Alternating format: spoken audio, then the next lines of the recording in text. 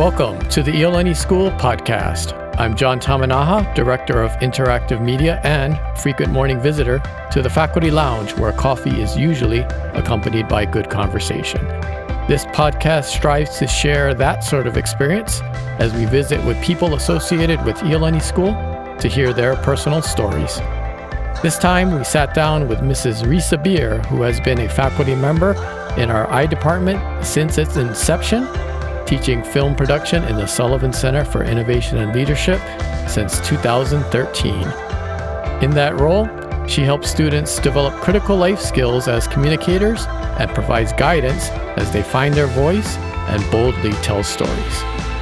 We recorded this episode last spring and covered many topics, including her award-winning career as a filmmaker, what she loves most about teaching, and what it's like to be an Iolani School parent.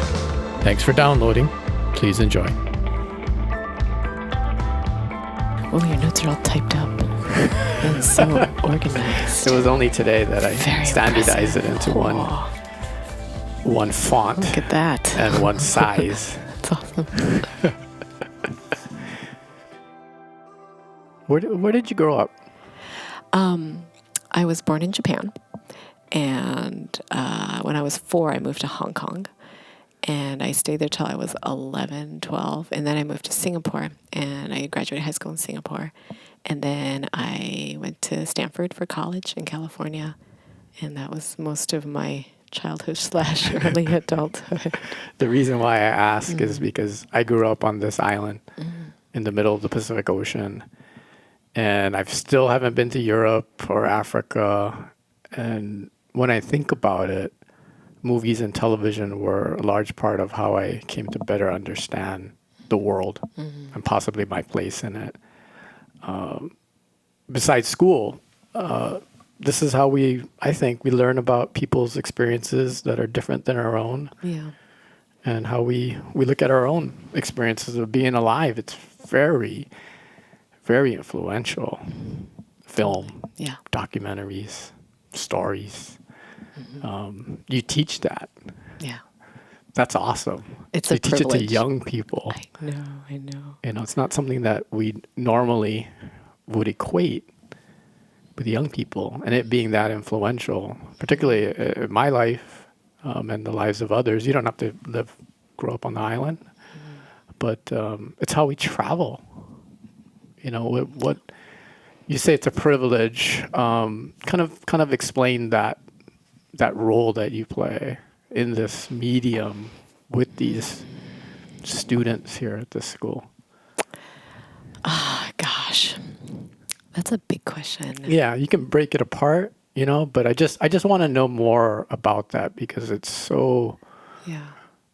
We all know people, several people probably, who are engaged in a life pursuit because they saw something.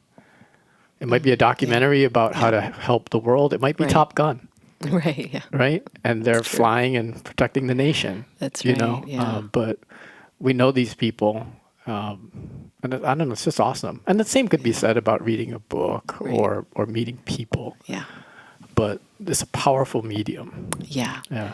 So I think there's a few parts to that, the way of thinking about films. And there's films as a consumer and films as a creator. Yeah.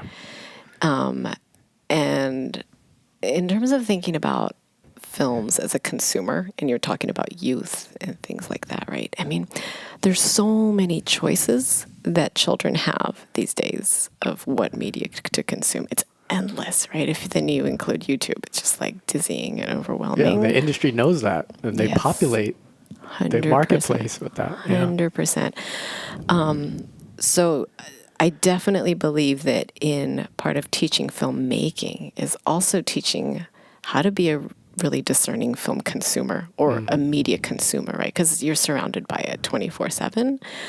And I think, like you said, learning to how to harness the positive impacts that consuming media can do for you, right? And just being aware of that, I think, is really important. I mean, just on a personal level, this is like talking about way younger kids than the kids that I teach, but Like my son, I was a mean mom. I did not allow him to watch any media till the age of 4. Unless he was in the hospital emergency room, then he was allowed. but until age 4, I didn't let him watch anything. No screens, Okay. no TV, nothing. And the first thing I let him watch on TV was David Attenborough's Blue Planet 2, Wow. which is, I think, one of the most beautiful things you can watch. Mind-blowing, gorgeous. It is, right? And I remember the first thing he saw was, I think it opens with this. It's like whales and how they sleep. Like, I had no idea whales slept vertically, floating in the middle of the ocean. How cool is that? It's amazing, right?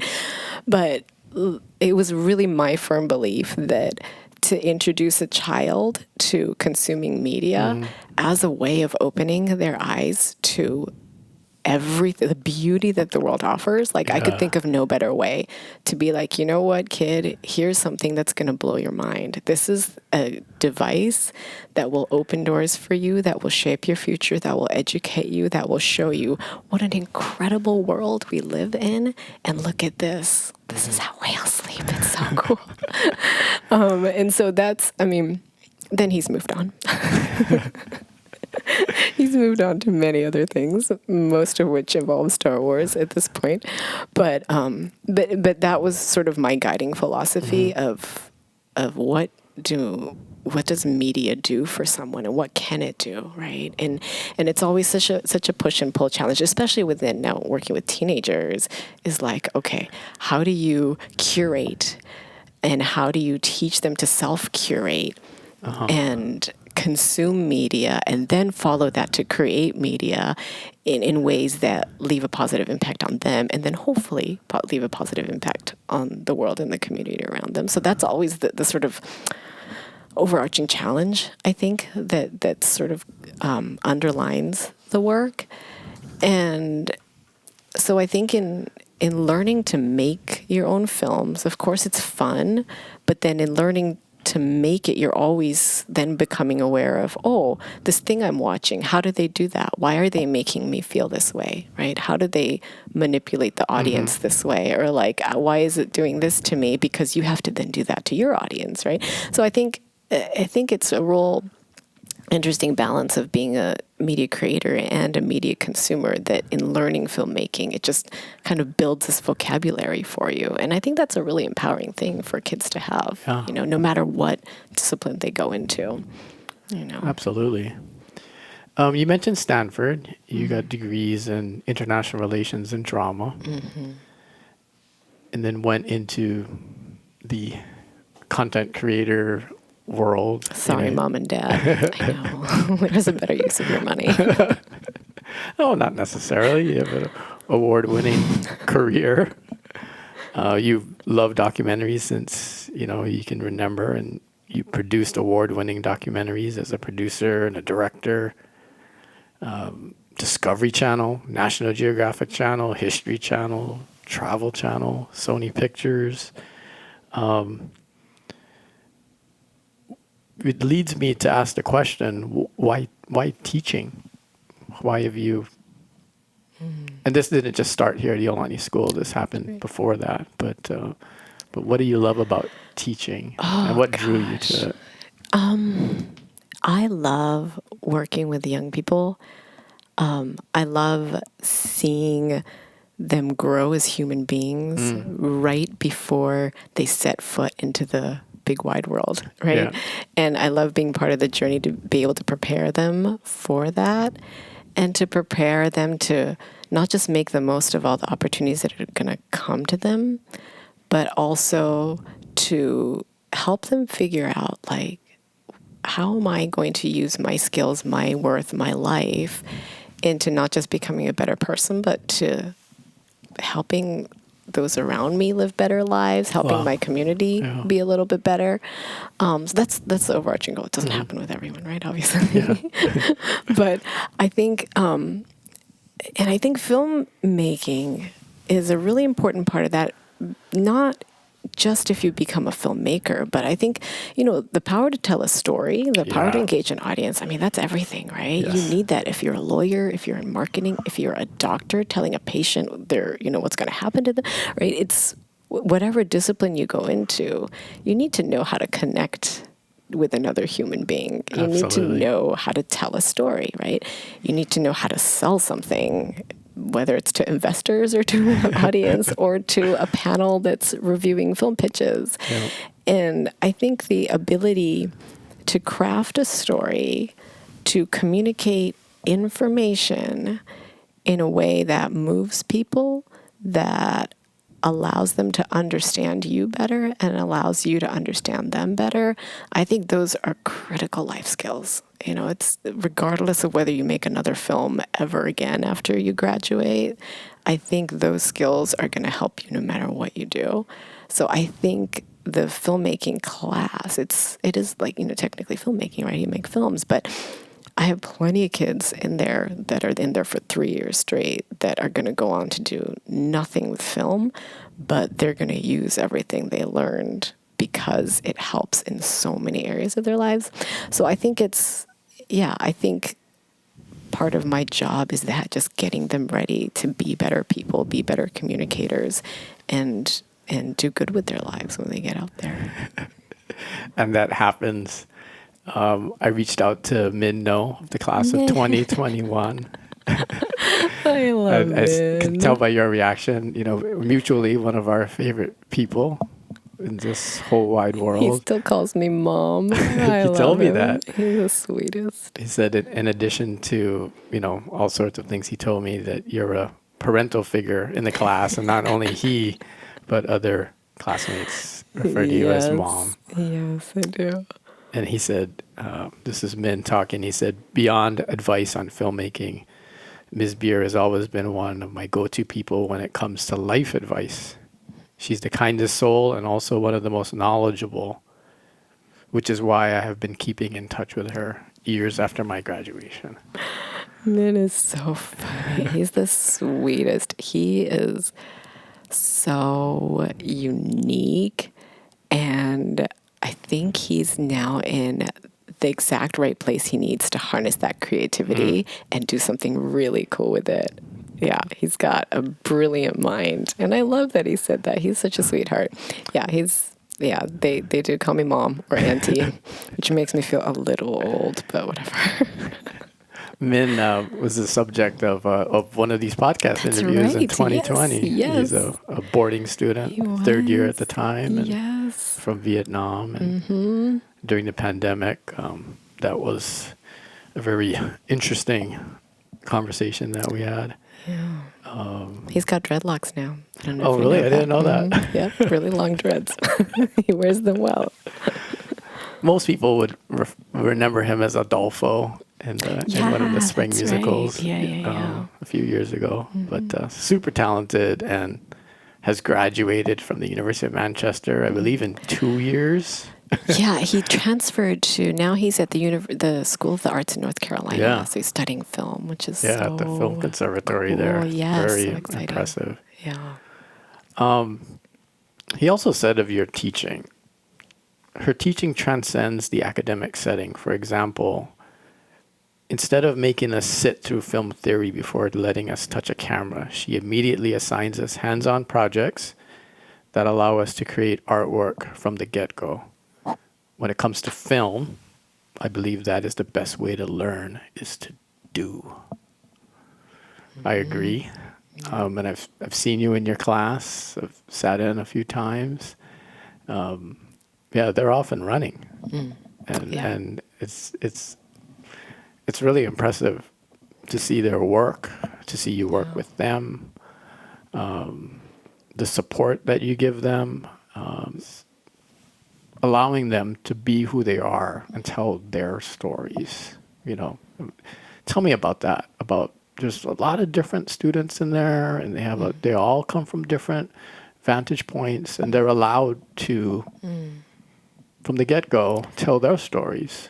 Yeah, I mean, I think that's the whole point, really, of this class. I think the whole point is that it's very open-ended. You can make stuff about anything you want, with obviously within like, school appropriate limitations. But as long as you are within that very broad range of acceptableness, it's anything goes. And men's class of 2021 really did push the envelope. You mentioned that to me too. Oh my Some things God. weren't shown. They made me sweat. But it was they also made me laugh so much that I cried. So yeah, no, I do. I really, from pretty much day one or week one, we just go, and I bet to some degree they're surprised by that. Maybe. I think so. Yeah, I think so. Because I would say most of the kids that come into class for the first time have never touched a camera. So it's like totally new. And what's more, in the fall semester, the first project, just because of deadline issues, the first project is a competition piece for the Hawaii International Film Festival's Future Filmmakers Competition. So not only have they never done this before, the first piece that I make them do is like, oh, you have to submit to this competition. So good luck. But so the pressure's on from the start. But I mean, it says a lot that every year that we've entered the competition, almost all the films that we enter have made it to the finals. And many of them have been first-time filmmakers. And we've won the competition 3 years in a row. No other school's done that. And last year we won, and then we also, Yana Lahuda got the Outstanding Student Filmmaker of the Year award too. So in spite of the newness, and like jumping in from the get-go, we do great. They do really well. It's intense. Like it's a short timeline. I think it's only 3 weeks or something until the deadline, just because that's the external deadline that they set for us. And there's an external prompt. It's set by the Daniel K. Inouye Institute. So it's usually really broad, but sometimes it's really difficult. Like there was one that's like, reflect on the last 40 years of Hawaii's statehood or something. I was like, oh man. But, so there's something that's out of our control. We don't know what it's supposed to be about until they drop the prompt. And then it's like, okay, you go figure this out. It helps that the groups sometimes tend to be mixed. Like there's experienced filmmakers working with newbies, but that doesn't always happen. Like this year we had 3 totally fresh filmmakers get into the finals too. But yeah, it's literally learn as you go along. And then, they get like a very quick tutorial of like, here's where you push record, and then here's how the tripod works. And then just don't do these 3 things. Okay, go. So, but as they're making it, then they figure out, oh, right, I need to do this in order to do this, right? So it's not a total baptism by fire. I do set, I do set them up to succeed, and obviously they do. But it's very much like, you figure it out because you have to figure it out. And I think there's so much joy and freedom in that. I mean, that's how little kids learn, right? That's how they learn how to climb a tree. So, it's similar principles. And then after that very intense project, then we kind of slow it down. Then I'm like, okay, here's what camera angles do, or here's what sound design does. So then we go and we have more breathing room to go into the technicalities of it. But just because of the fall semester external deadline that we kind of have to meet, it just starts off like really intense, really fast. And then, we kind of finesse things as the year goes along. But that's great, because then they can think back to their work and say, oh yes, the camera position, the composition, oh yeah, sound. Music, those things that could have added to what I've already done. Yeah, exactly. Exactly. Very cool. Yeah. You mentioned the HIF, and Iolani School has done extraordinarily well under your leadership, and that includes your son, who you mentioned earlier, Aiden, who is the class of 2034. Yeah. That's first grade currently. First grade, yeah. Is he the youngest person to ever have a film shown at HIF? Or I have no idea. I know he was the youngest this year, because when they called up all the filmmakers to the front, everyone's like 4 feet taller than him, lining up his little thing at the very end. But yeah, I think this year he was. I don't know what. But they do celebrate young filmmakers. It's really cool. There's a lot of middle school kids in there too. School division, it was very sweet. And his film was incredible. It was. Really enjoyed that. Friend's Amazing Adventure. In addition to those awards, Iolani also was represented at the Spring Showcase, and Caitlin Chang was invited to speak to the gathering. And she represented her teammates, Jess Braden Cruz and Alex Awaya, in their film Meanwhile in Paradise. Really impressed by what she told the gathering. This is what she said. Film has provided an avenue for me to learn so many valuable life skills. We mentioned that earlier. And interpret the world through many different lenses. Film lies at a fascinating intersection of art, humanities, and technology. And there are infinite ways to use that to tell new stories and communicate important ideas from different perspectives. Students are empowered to express themselves through this unique medium and have important things to say. That's really cool, that the acknowledgement that students who are learning, who are young, who haven't experienced the things in life that maybe we have or older people than us, but they have important things to say through this powerful medium. They do, yeah. And I think it's important, especially for high school students, to feel like there's a place, especially in a very pressure cooker academic environment, right? Yeah. That there is a place for them to express whatever they might be going through, whatever might be on their minds, good or bad, whatever aspect of their high school experience might be wanting to come out. Mm-hmm. I think it's so important that there is an avenue for that, right?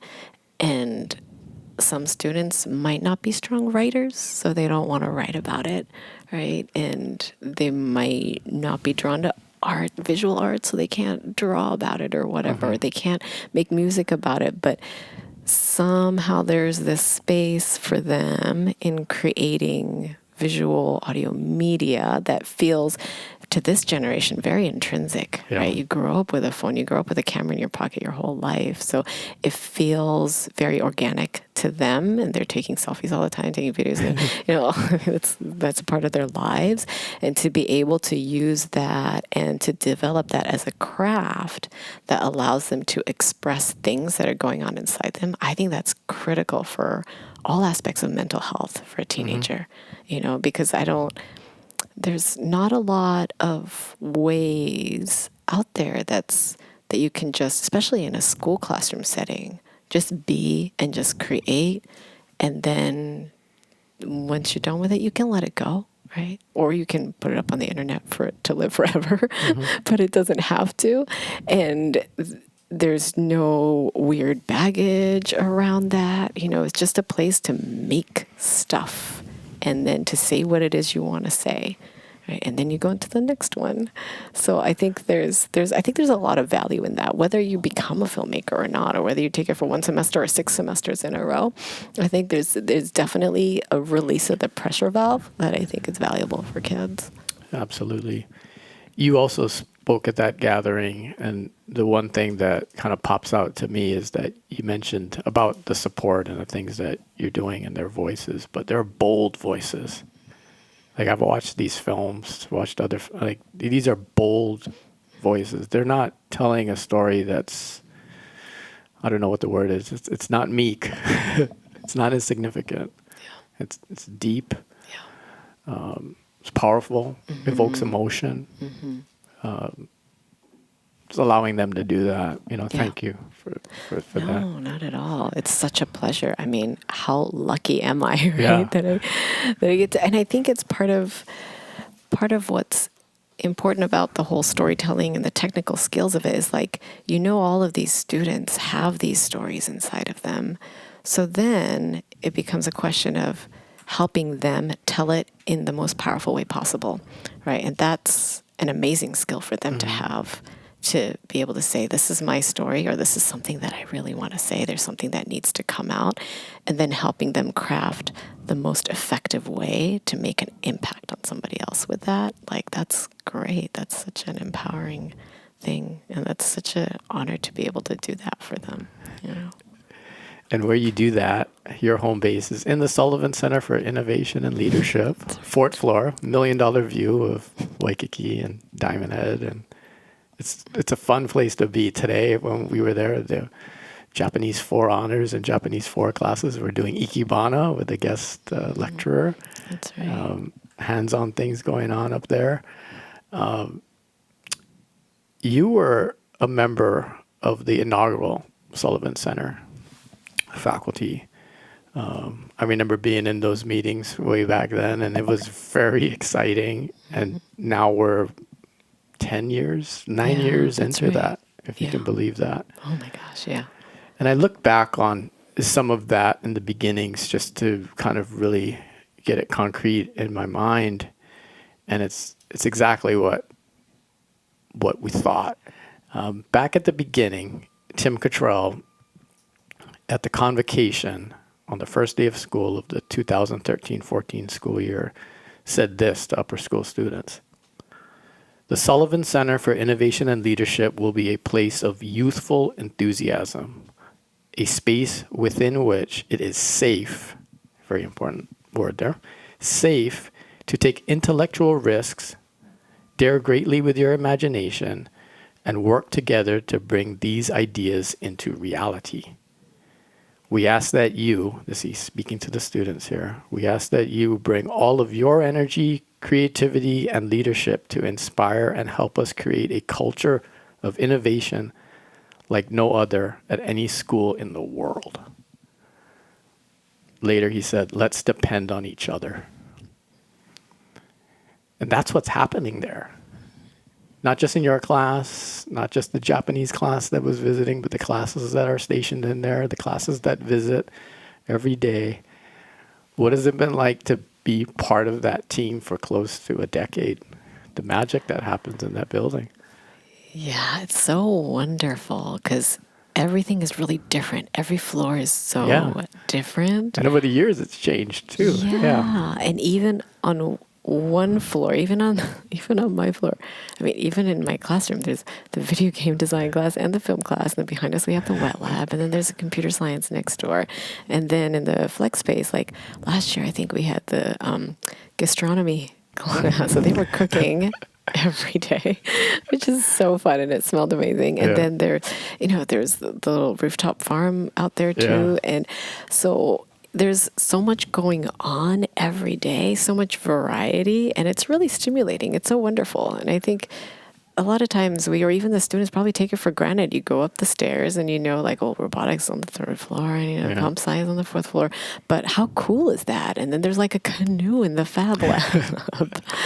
So they built an airplane. That's right. In the Sullivan that flew in the sky recently. It's crazy. It is crazy the amount of stuff that goes on in just one building, and how cool it is that to get up to our classroom, you pass by so much like brain power. I think it's so cool, and it's something that probably doesn't happen in a lot of other places, where you get to, that's just every day, that's just a day in the life. You have somebody building a canoe, and then you have someone building an airplane, and then you have robots, and then you've got like genetic, whatever crazy bioengineering stuff that's going on. Growing food, making food, eating food. Yeah. It's so awesome. It is really so inspiring to be just a piece of that puzzle. That's the Sullivan Center. Inspiration, right? That leads me to a topic that I wanted to talk to you about. Inspiration in terms of ideas. You mentioned the HIF competition. And when I hear a prompt, I think to myself, oh, a prompt. But for me, that would be helpful because the idea is so hard.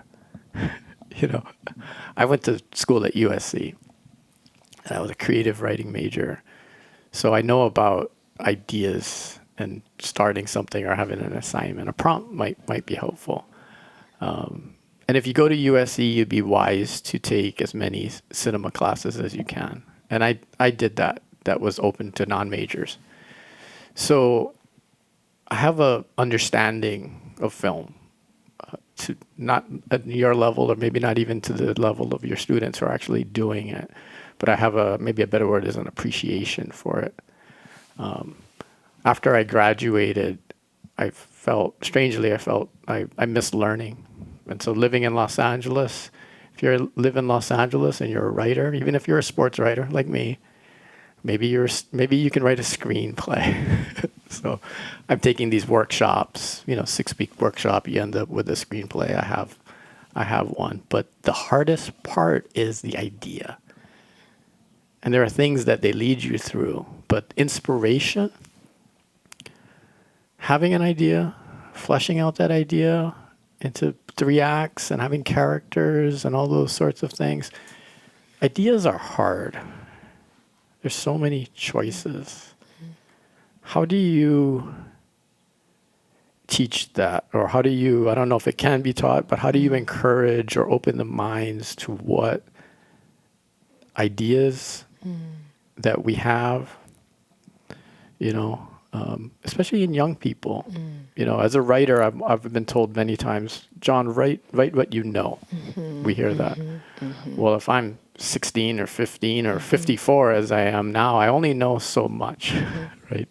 So I'm just really interested in that, the idea, the genesis. So I think a few years ago during COVID, we had a bunch of master classes over the summer. And I was so lucky to be able to facilitate a master class with John Chu and the Kendells. Yeah. Wow. And it was so wonderful. That's high-powered. Oh my gosh. And they were so sweet. The nicest people. Anyway, so John had this amazing lesson that I wish everybody could hear. And it was about the value of your own personal experience as being part of your creative currency, as actually being the thing that you are going to use to succeed as a creative person, right? And he said it's so important for people, especially young people, to understand that no one has this experience of life that you have. Yeah. Right? You might be 15 or 16, but you've gone through X, Y, and Z. You've been dumped by a girlfriend, or you've lost that championship match, right? Or you finally made it to the varsity whatever team after trying so hard and getting rejected, or all of those. It seems like just mundane, everyday, whatever things, but no one has this combination of experiences that you have, right? And for some people, it might be a rather extraordinary life circumstance, right? But for the students who think, well, nothing exciting happens to me. Life is so average. Like, what am I supposed to make movies about? There's no other human being in the world that has your set of life experiences, whatever that might be. Very true. Right? And it's whatever slice of that pie you choose to focus on. Maybe it's your relationship with your grandmother who you've been super tight with for your entire life, and you now have to deal with her aging, right? Or so maybe it's that, and you can make a whole film about that, and it can be beautiful and it can be powerful, right? Maybe it's your childhood dog, right? Or whatever it is. Yeah. There's no one that understands and sees the world quite the way you do. So it's knowing how to use that as currency, knowing how to find value in that and find your own uniqueness in this whole complex of people who you think are just like you. But when you realize that they're not, then you realize that anybody's life story can be a movie, right? And that's why I got into documentaries, because one day I looked around and I was like, your life could be a movie. Wait, his thing that he did last week is so cool. That could be a movie. And you realize, well, I'm surrounded in ideas. I'll never go broke. I've got so many movies to make.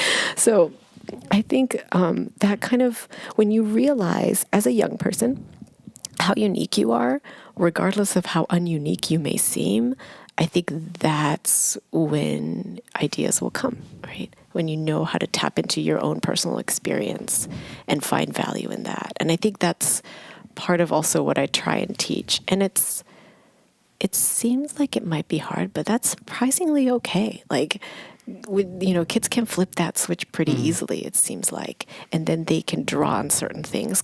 I think they tend to feel quite deeply too, right, at this age. So they're quite tapped into things that have triggered them or things that have stayed with them. And once you know how to then turn that into a story, then that's it. The world's your oyster. I think there's a stage in the middle of that I want to ask you about.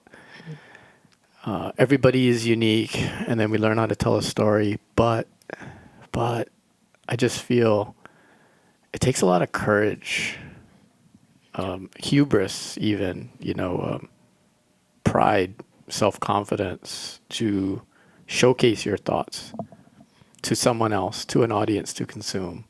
It takes a lot of courage. Yeah. The same could be said of writing a poem that you feel deeply about, or a lot of things, writing a song or going on stage. But how do you nurture that courage in young people? I think one of my favorite parts is seeing the students who might be a little shy about that. Yeah. And then That would be me. and then by the end of the semester, making them feel okay with it. That's part of what I love, is seeing that. And then when they come back and you're like, I did it, because now they want to do it some more. And it happens more often than not. Wow, and that's sometimes, good to know. and it happens sometimes unexpectedly. And you get students who are like, oh, are you into this? Like, you seem a little shy. You haven't said anything for like 3 weeks. This is interesting. But then, it's those students, you kind of chip away at them. And then they end up surprising you, and then you realize, okay, so that's the way into this one, and then you figure it out, right? So it's really different for every student to figure out what it is that opens that door and helps them hold it open, so everything can flow in and out. That's so cool. Yeah, and that's like the thing that I love the most, because everybody is different, and some of them take longer than others. But when you get it, you're like, yes, here we go. Now we can start to run. Yeah. And then they start creating, and then when they not just start creating, but then they start really liking it, then it's really rewarding. So then they come back and they're like, oh, guess what I watched last night? I watched Memento. It was my first Christopher Nolan film. It was really cool. And then I watched YouTube videos about how to make my stuff look like that. And then my job is easy, right? I don't have to do anything. They just want to do it themselves. So I think it's getting each student, that's my goal, right? Getting each student to that point where they're like, this is cool. This is really, I want to watch YouTube video. I want to watch the interview with Barry Jenkins, because whatever, it was so cool. And then once that happens, it's just like rolling the ball down the hill. I've just pushed it down the hill and just go watch it roll, and then it's okay. And I just have to kind of guide it so it doesn't fall off the rails. But aside from that, that's easy. Then they're very self-motivated. Yeah, but it's different for every student. Yeah. And for Min, going back to Min, he probably didn't need as much prompting in terms of courage. He's very courageous, very outgoing and willing to try. But he did tell me that experience, this is what he told me, propelled me with massive momentum into the intense Hollywood modeled curriculum of the film conservatory that he's now studying at UNCSA. And so that's awesome. It's funny because I get a lot of students who've taken my class 3 years in a row, right? And at the end, they admit, they're like, when I first signed up, I just signed up because my friend wanted me to do it with her. Or I just signed up because there was no other electives left, and it was the only one with an empty space. And then they admit this, but then they kept coming back, and that's the most rewarding part. And then when those students are like, oh, I actually want to major in film or cinematography, or I want to double major and have one of them be filmmaking, then it's like, how wonderful, right? They didn't even know they liked it, and they had no experience. And then through that, semester one, it's always a little bit of warm up, but then they just keep going, and that's always really fun to see. So usually when I interview teachers, I ask a question: what keeps it fresh for you? I think you answered that question. Is that what keeps it fresh for you? Just that.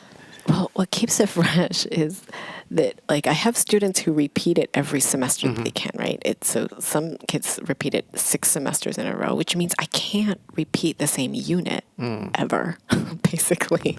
Like maybe once every like 4 or 5 years, I can repeat the same unit that I did. Is that why we're doing horror now, which is maybe not your favorite? But yeah, horror I tend to repeat a little more often, maybe every couple of years, just because it's so fun and it's different every time. The students enjoy it. Yes, but that's like the only one that tends to be in a more frequent rotation. Otherwise, like I can't repeat a unit because they would have done it like a year ago or last year. So I'm forced to reinvent the wheel pretty much every semester. So I do different things every semester, which keeps it fun for me. And it's also fun for the students who just kind of, keep going from sophomore to senior year. Yeah. I imagine so. Do you have a favorite story to share about a particular student that you've taught here at Iolani or maybe even elsewhere, that it could be about their growth as a filmmaker or as a student in general that you've seen, or someone uncommonly talented or whatever you would like? Is there There's so many students that I remember and that I'm in touch with and whose growth I saw. And yeah, so many transformations, which were so joyous. Some funny ones though, like I remember, gosh, class of 2021, all boys. I had one semester where it was just all boys for the whole semester. Oh my gosh. Your class now is populated by, thank goodness. Maybe more girls. Yeah, I think we're like 50-50 maybe. But yeah, like class of 2021. I think it was like a big group of 7 of them. They all came from sophomore year through to senior year. So I saw them for 3 years, almost every single day of their lives. And I saw them go from little baby sophomores to like big grown-up seniors. And the day they graduated, probably one of my saddest days here. Wow. Because they all stayed behind. And we all knew it was coming. And it was so sad. It was just it was like a big group of us. And then one of them was like, oh man, oh no, it's coming. The guy's like, just let it go, bro, just let it go. And then just the floodgates just opened. It was so sad to see this big group of boys who had sort of grown up together, weren't necessarily like great friends outside of class, but they had seen each other evolve as filmmakers for the past 3 years, and they'd supported each other's work, healthy competition along the way, and we had so many memories. And just seeing that chapter come to an end was really hard, but it was also really beautiful because I think all of them ended up studying media at some point. But I think one of the most fun transformations from that group was Noah Schneider. Noah Schneider hated storyboarding. Noah Schneider loved to make films about beautiful waterfalls, beaches, surfing. He was very good at making the outdoors look beautiful. That was his inspiration. He loved it, and his footage was great. But that is literally all he would do. And so, well, there's a lot of that. There's a lot of that, right? Yeah. But if you know how to do it well, I mean, it's time to kind of expand your range, right? So one project, I was like, Noah, you're not allowed to leave your room. You must film this in your room. That was his prompt. And he made this brilliant film called Procrastination, all shot in his bedroom, about procrastinating on a film project. And it was so right, good. what you know. Exactly. And it was, I think it's still Noah's finest work. But he swore he would never go into filmmaking. But guess what? I just got an email from him a couple weeks ago. The subject line was Noah likes storyboarding. I was like, what? Click on this. And he sent me a picture of a storyboard that he had done recently. He's now going into animation design. And he's studying in Hollywood. Yeah. Amazing. Transferred from UH. So, yeah, that was a fun transformation. Yeah. He swore he hated storyboarding. He would whine every single time, ask me, why do we have to do this? Draw some cursory stick figures. And but no, his storyboard was brilliant. So there you go. That's awesome. Yeah. I just realized that I have a story about a member of the class of 2021, Oh, yeah. Who's that? Kun Woo Kim. Oh, Kim. I have a Zoom call with him tomorrow. Oh, wow. Yes. Tell him we said hi. I Dane will. Kurihara, who is here helping us with this recording, he and I work on the Iolani Live shows, and Kun Woo Kim, when he was, I think, a freshman, Dane's nodding his head, he'd be the first guy to sign up when Dane would send out an email. And this was sports live presentations, but anything with a camera maybe was the, and he went to your class, and he went on to the Cannes Film Festival from Iolani Live, Dane. Kung Woo's, he's an amazing storyteller. Amazing. The thing about Kung Woo that I really respected and thought was so valuable was that he was very good at emotions. Like he was, in real life, he's deadpan. Like you can't tell what he's thinking. But my goodness, the emotional weight of his films was extraordinary. Like he was so in touch with emotional vulnerability, right? And he wasn't afraid to feel as a filmmaker. That's hard. That's hard as a teenager to be able to go there. But he did, and he was very good at it. And I think because he was so emotionally vulnerable, without seeming it, I think that's what infused his films with so much power and so much impact. Yeah. I cry every time I watch his film about that mom. Oh my gosh, every time it gets me. Yeah. I mean, everything about it is startling. Yeah. Yeah. The title, I don't, maybe we'll add it to the show notes of this podcast. Totally, you should. But, after you watch it and you realize what has happened, then for me, I look back at the title and I'm like, oh, yes. Yeah. 030919.mov. Yeah. And he was part of the Emerging Filmmaker Showcase at the Cannes Film Festival. Yeah, he was, along with Devin Fujinaka, too. Yeah, Devin actually won the jury prize for that, I think.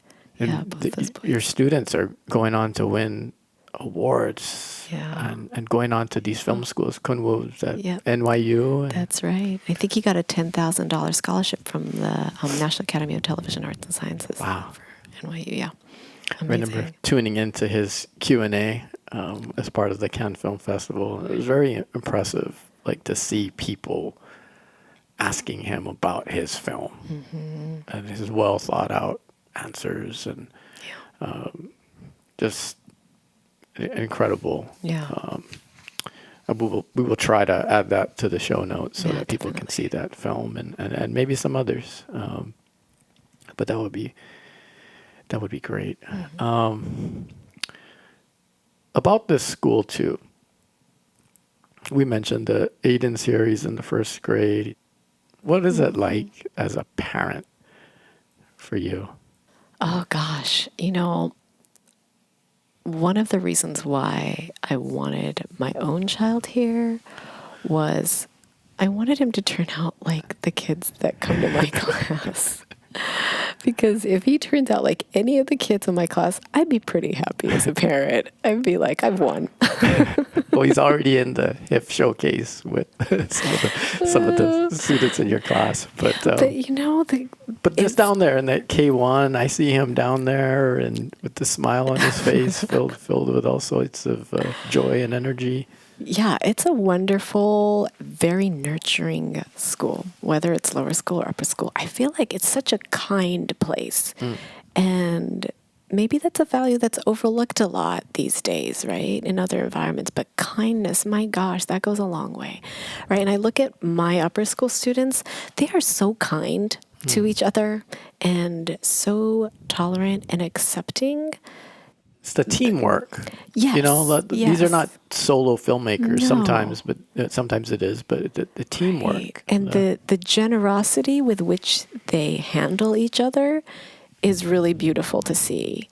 And I think that just comes from an entire school community that values just being nice, being good and being kind and honoring other people.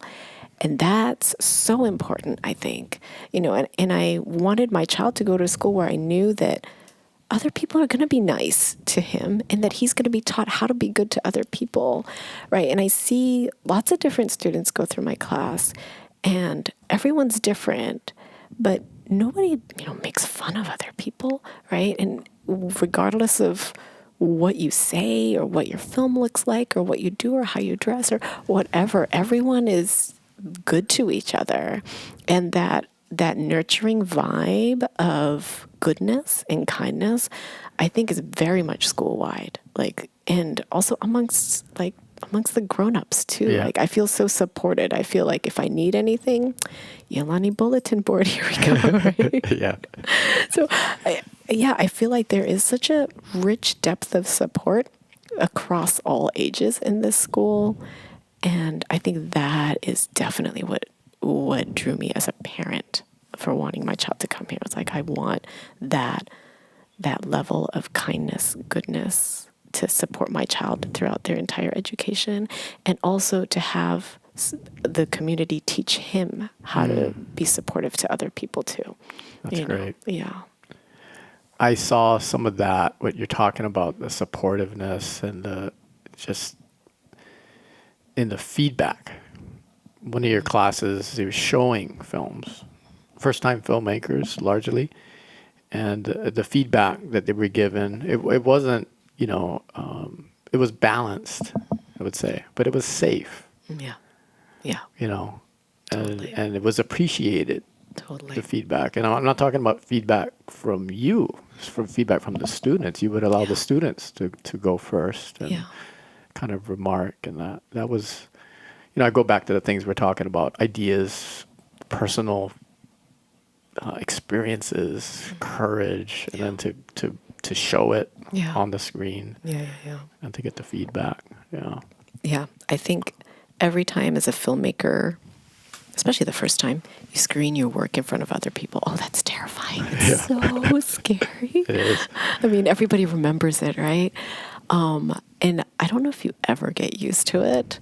Probably not. You probably don't know. I mean, I never did. And it was always terrifying. And it was always such a great learning experience, though, right? Because when you screen your work in front of other people, that's when you realize what parts don't work. Mm-hmm. The parts that you thought worked, you're like, oh, no. When you finally, screen it in front of a lot of people. So I think that's an incredible growth opportunity in learning to put yourself out there and to be open to that kind of experience, with other people watching your work and judging your work. But I think, I do very carefully craft an environment in the classroom where it is safe, where the vibe isn't one of criticism. It's one of critique, right? It's one of feedback, but it's never criticism, because then you just kill everything. Mm-hmm. So I think that's a really important part of what I try and do when I set the tone for the class, even from the very beginning. And then the kids who are returning students to the class continue that tone for me, right? Because they understand what the atmosphere is like in the class, what are the sort of standards of conduct. And it's never official, I never say like, oh, don't say mean things to other people. It's not necessary because of what Iolani is. You never have to tell them that. You just have to kind of set the tone yourself, and then I think they pick up on it, and then they realize, because they too are vulnerable, like everybody ends up showing their own work, then they realize what's helpful and what's not helpful. It's very helpful that you've been in their shoes.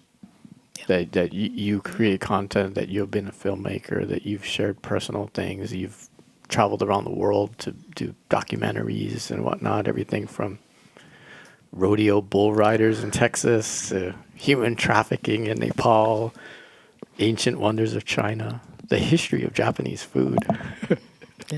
What is it like for you when you've produced works and it's been shown and you get feedback or reactions from audiences? And it's terrifying. Oh my gosh, it's so scary. These are award-winning things that I've just mentioned. So at some point, it's a relief, I guess. Yeah. I mean, once it's done and it's out of your hands, all right, It's out there. But until you get to that process, when you're the first rough cut screening, you get destroyed. So that's always not a lot of fun. Really?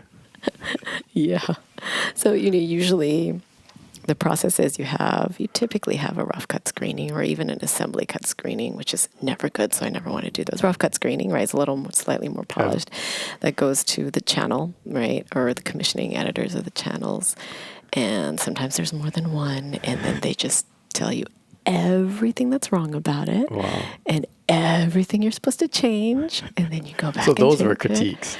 Oh my gosh. Oh gosh. Those were brutal. Really? Wow. Yeah. Not fun. Then you go back and change it. But then, to a certain extent, you do get used to it because you expect to be brutalized at the rough cut. And then you hope that the fine cut screening goes a little better, right? So you do get used to that. And you have to get used to having a thick skin, right? Otherwise you can't be in the industry. No one's going to love your work forever, right? So yeah, I think having gone through that process and having been on the receiving end of so much feedback, it does help to know what works and what doesn't. And of course, in our class, we're not quite as harsh, but yeah, it helps to know that feeling of like, oh no, here we go. But yeah, I mean, in screening work in front of an audience is always thrilling. When you know you've done the best you can and you're happy with it, then it feels good, especially when it's something that you care about. Yeah. If it's a story that's really important to you and you want people to see it, and that's the fun, but that's what you live for, right? That's why you do this. Right. So with such a wide range of topics and different channels, what is your favorite thing or topic or area of the world to dive into? I don't know if I have a favorite topic. I've covered so many different topics, and they're all interesting because they were all in education. Like, I never ever thought I would learn anything about rodeo ever in my entire life. Like, why would I? But then I know so much about rodeo, thanks to that National Geographic documentary, and I love it. And I never thought I'd go into rural Texas and go see a bunch of rodeos, but I did. And I never thought that I would end up in like Nepal and Kathmandu learning about human trafficking, but I did. And I think each of those projects transformed me in different ways. And I think that was the privilege of documentary filmmaking. Like, your life changes with each of these projects because you get to know a subject very, very intimately. And I think my favorite part was talking to people with the interviews, because that's when you get to sit down face to face with someone that you never thought you'd actually have a conversation with, and you get to understand what makes them tick. And I remember there was one moment in the documentary about child trafficking in Nepal, and we were in the office of our main character, Anuradha Koirala. She was CNN's Hero of the Year in the early 2000s. She is she's an activist who rescues victims of child trafficking between India and Nepal. And when we were in her office, there was a girl that got brought in by her parents. And I think she was maybe around 14 or 15. And her parents had brought her in because she had been trafficked to the Middle East, and she had been kept there as a slave, basically. And she had finally made her way out. She had escaped after 2 years of like terrible abuse and neglect. And she had, gone to the police finally after escaping, and then she made it back to Nepal. And her parents had brought her there for safekeeping.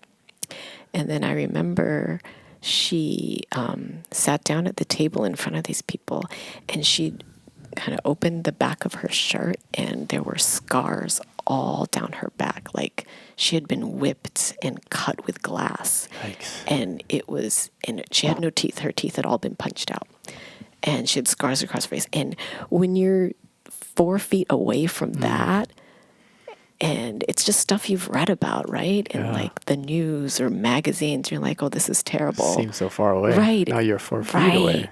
And that's when that stuff moves, then your life is never the same again, right? And then when you get to sit down and you get to talk to this girl and be like, what happened? And you hear from her own voice telling you, this is what happened to me. My gosh, there's no way that you cannot be changed as a human being, right? And so I think that's what I loved about the art and the craft of documentaries. And I think it's very unique to documentaries, is that it gives you an opportunity to really intimately know a person or a person's experience in a way that you may never, ever have. Yeah, it's so amazing. Last week we sat down with Lama Tenzin, Tibetan Buddhist monk. Years ago, went across the street to the Club 100 and with some students and talking to a gentleman there who was explaining his role in World War II and specific battle in Europe. And I remember him saying, one of my jobs was to count the men. Right. And I don't know if that resonated with the students fully, but it did with me. And they asked him, what do you mean? He's like, not everybody comes back. Yeah. Every day it's a different number. It's like, wow, he's here. Right. He's telling us, like, what must that have been like? Someone not too far from what their age was when we all were in that room together. Right. But yeah, I share that love of meeting people and interviewing people and right. gaining And then that understanding. imagine if then you had to go make a documentary about his life, how much richer would that be? You know what I mean? Like, and how much pressure though too. Yes, exactly, right. Wow. And that's the beauty of documentaries, is that then it's like you have this responsibility to do right by this person and to do justice to their story, and that challenge is really stimulating, right? And that pushes you to do better work and better work. Yeah, I think that's why I loved what I did. It's hard to get away from one team here at Iolani School. You see it on the shirts. We don't want to get away from it. We see it on the fences. It's omnipresent. Your class, it seems like a team in there. They're working with each other or alone, and you're kind of moving around. But what is that like? Like, the different roles of filmmakers. We hear these words: director, producer, cinematographer. Can you explain to our audience what that's like and how you kind of arrange that with the young people and becoming a team with roles? So films are always huge team projects, right? Typically no one makes them by themselves. When you go to the theater, it's about 4.5 minutes of small print names. Yeah, that's right. And if you try and do it yourself, it's very painful. What's best boy? What's script? That's right, yeah. So in class, once you kind of go through at least one short, like the introductory film of like, what is the workflow? What is the production process?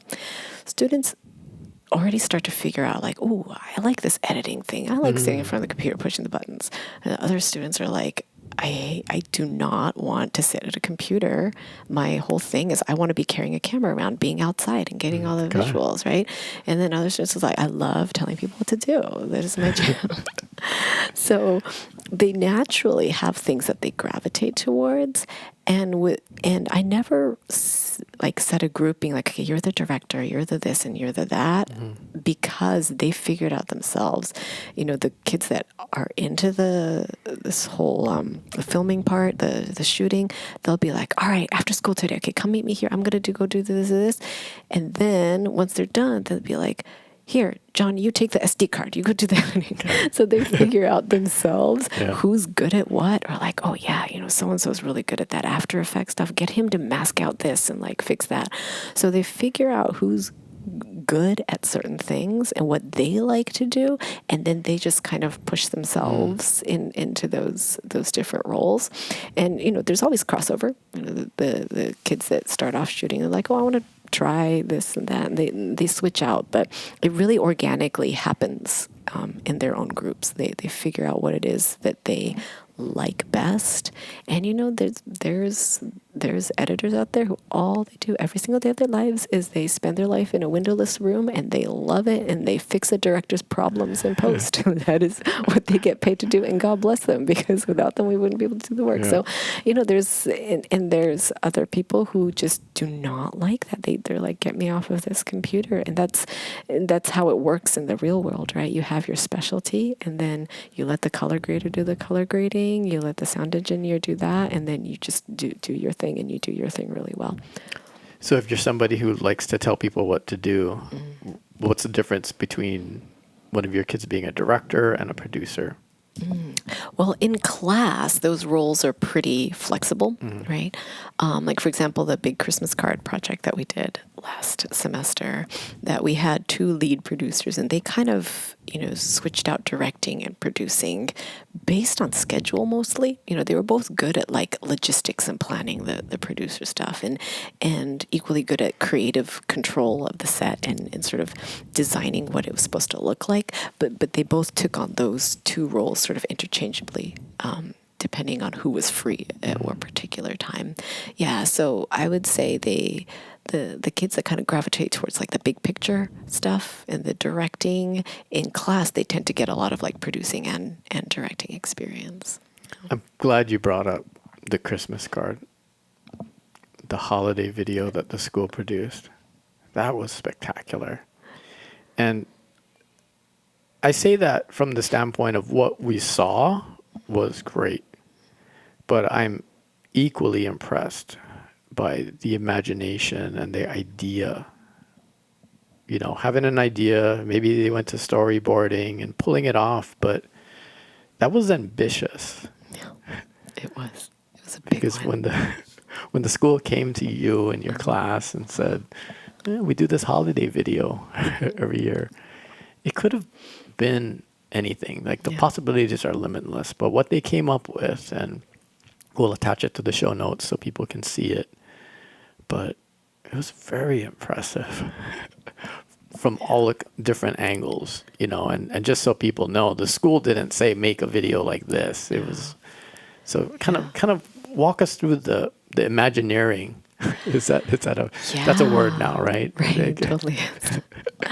Of that holiday video. Yeah, it was a totally blank slate, but we knew we had to feature a very wide swath of the school demographic. Yeah. But we weren't specified as to what parts necessarily. The students themselves were like, "Oh, we hadn't seen athletics in the videos recently. Let's feature the athletics." And they kind of had a list of different potential scenes or parts of the school that they wanted to feature, and then they came up with this idea. It was really just giving them a whiteboard and a bunch of markers and being like, "Here, make a video." No, it was a little more complicated than that, but yeah. But it's very unique in its setup. Yeah, it was. We knew we wanted to do something that had a fun story behind it. That was kind of the vibe that they wanted. Story, I love that. Yeah, they're like they wanted to tell a fun, sweet Christmas themed story, and the students are working on it.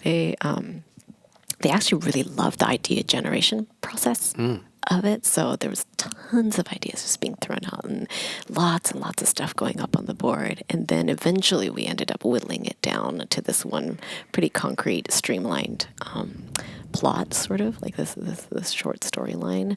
But there was a lot of couple weeks of, actually maybe a week of solid just talking, discussion, idea, brainstorming, and then it was storyboarding, and then it was breaking it up into chunks. Okay, who's going to direct which scene, and then scheduling, and then it was just furious editing after that, and then reshoots. Oh, we forgot this shot. We got to get that back.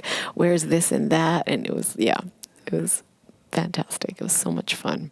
I remember when you showed it to us for the first time, and maybe you were nervous, I don't know. But, man, I looked at that and said, that's it. Oh. Like, wow. They did a great there job. it is. They did a wonderful job. Yeah. They really did. Yeah, it was fun to see them go from zero to a Christmas card within a span of like, I think it was like a month and a half or something. It was short. It was short, and it was really ambitious for the time that we had. Yeah, Like really. it was tight. It was tight. But we had some super organized students managing the whole thing. Alina and Luke, they were really on it, and they were just like bam, bam, bam. Yeah, they captained the ship really well. Ambitious. Yeah. That's a very good word to describe what that project was and what the result was. It's fabulous. Thank you for that as well. Not at all. They did a great job. They had a lot of fun. It was lots of late nights, but it was so worth it. Yep. Absolutely. Switching gears from those sorts of things to what we call movies. I would be remiss if I didn't broach the subject with you. And I'm just curious. Sure. Your interpretation or your opinion on the current state of Hollywood filmmaking today. Oh, gosh. I think Hollywood movies, there's a lot of franchises out there. Yeah. There's a lot of franchises. I was just talking about this. I was talking about this with my husband. We're like, when we grew up, we had the Goonies. There was E.T. He was like, oh, no, I was too old. I was too young for E.T. I wasn't even born when E.T. was made. Wow. He's lying. I'm only 3 years older than him, but he always takes every opportunity to make me feel like I'm 100 years old. E.T. was the first movie I ever saw in the theater. I think it was like 4 or something. Well, you're younger than me. Not by much. Not by much. But, we had the Goonies. We had the Lost Boys. We had Stand By Me. And then there was The Breakfast Club. There was St. Elmo's Fire and Ferris Bueller's Day Off. And then came movies like American Pie. Then there was The Matrix. All of these, we were talking about, like, really, these are genre-defining iconic movies. Blair Witch Project. That was so cool back then, right? So obviously you would go to movies and then you would go somewhere else and you talk about those movies. And those movies that you mentioned were new experiences. Yes. Yeah. Like The Matrix. I went with my mom to the movie theaters. We were just like, our lives just changed. That was amazing. And now you watch The Matrix, it's like, it's good, but it's not. Because there's a number after the word, maybe. Right. Which sometimes doesn't always mean it's not good, but but there's a lot of numbers in titles these days. Yeah. And, we were wondering, like, do we get movies like that anymore? The ones that really define genres and you walk out and you're like, that just blew my mind. Nothing like that has ever been done. And we're thinking like, I don't know. It's been a while, right? So I don't want to think that like the glorious days of cinema are behind us. I don't think that at all.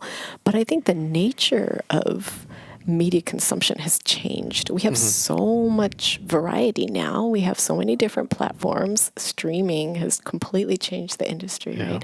So, and I think the competition for our eyeballs is just on a whole nother level. So I feel like the game has completely changed from when we were our students' age. That's great in that there's so many more choices, but it's also really difficult. And it's difficult to create something that's good, quote unquote, right?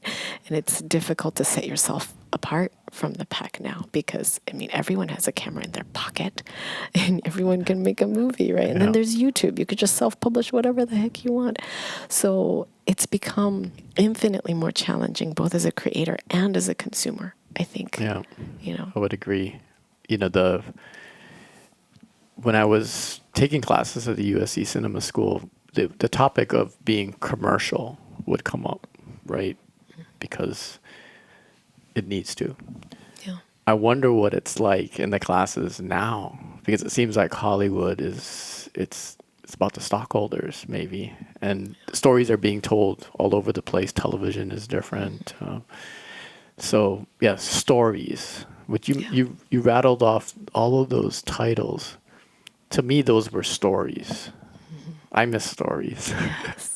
Yes. 3-act stories with characters that change and those sorts Yeah. of things. To me, my critique would be it's about sensation rather than stories. And Yeah. that's just, I think one of my students, Min Cook, came in last week and he's like, don't watch Ant-Man 3. It was physical torture. I was like, wow, that's a big statement, wow. but I will knock that off my list. Min Cook, yes. A very interesting character here. Really adds to our community.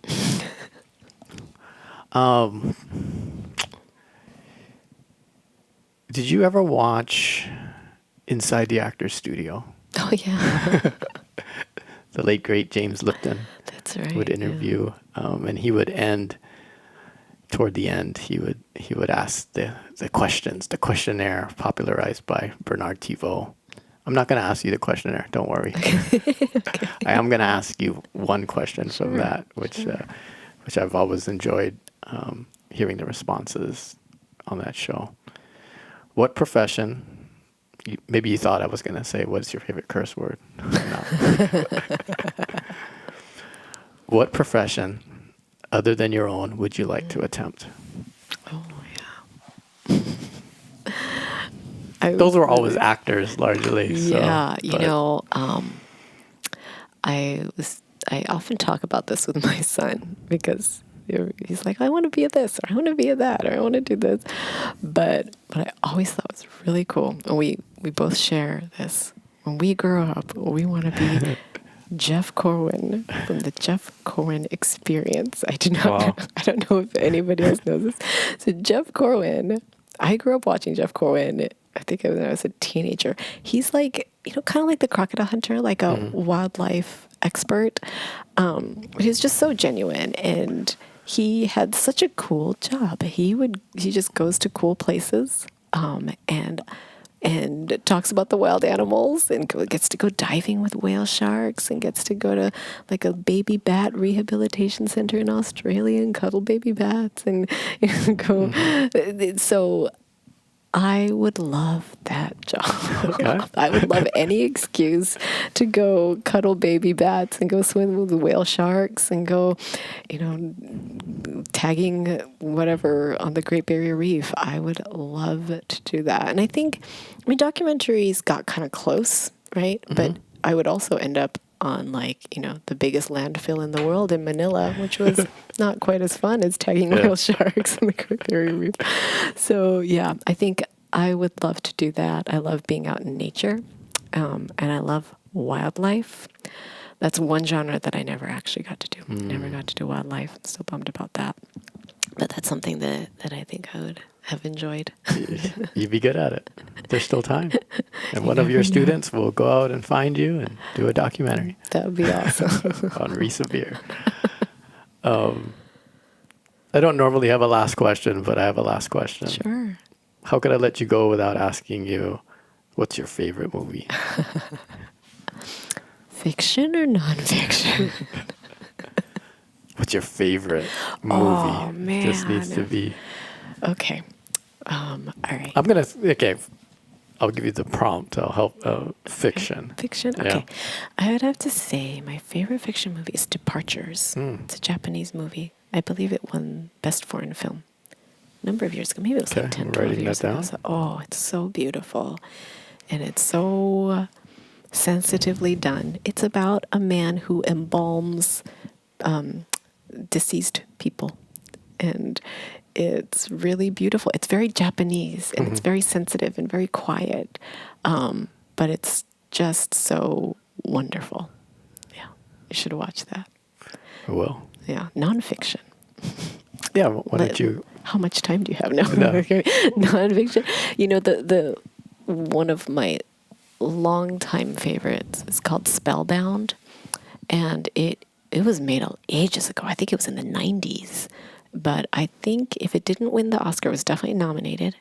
And it is about the Scripps National Spelling Bee, And there have been a lot of spelling bee documentaries since then, Yeah. but Spellbound is the OG, and it is the best one. And I think it's the best one because their storytelling is extraordinary, and the characters they found are so unique and so fascinating. Wow. And it's a great example of how a film is about one thing, but it's actually about something bigger. Like, it's of course about like these kids trying to win the spelling bee, right? That's the sort of general plot line, but it makes a much larger statement about the American dream and the opportunities in this country for students who are willing to try from different backgrounds. And it's a beautiful film. It's incredible. So those are my It my always top. ends up being characters, like you mentioned, Yeah. the Japanese embalmer, you know, and then the spelling bee participants. It's about characters. It's about story. For sure. Yeah. Yeah. Yeah. And when you're working on a screenplay, that's the hardest thing. Those characters have to be interesting. They have to be windows into their life. Totally. And sometimes you can go out and find them, but if you have to create them, wow. Yeah, that's hard. It's hard. That's it's fun right. though. Yeah. Yeah, same with documentaries. People think it's about an issue. It's not. Yeah. It's not about an issue. It's about a person. People. Yeah, who gives life to an issue. They bring that issue to life. It's never about like the thing. Right? Well, thank you for bringing what you've brought to our school. Thank you for this opportunity. For close to a decade now. Can you believe it's been that? It's been so long. It's been such a privilege. Like, it's the highlight of my day every day. These kids are amazing. They inspire me. They make me laugh. They make me cry. I love it. So great. And thank you for the time. This has been fun. Thank you.